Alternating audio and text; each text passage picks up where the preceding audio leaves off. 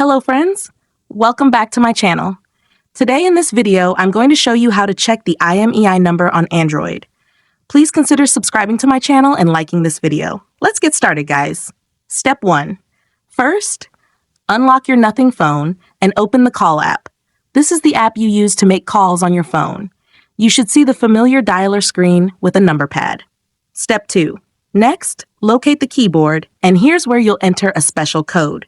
Type *#06#. Make sure to enter it exactly as shown without any spaces. Step 3.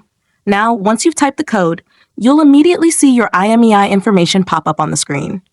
This is the unique number that identifies your device. You might see multiple IMEI numbers if you have a dual SIM phone, so be sure to check both numbers if applicable. Step 4. For the last and most important step, if you need to save or note down the IMEI number, simply take a screenshot or write it down.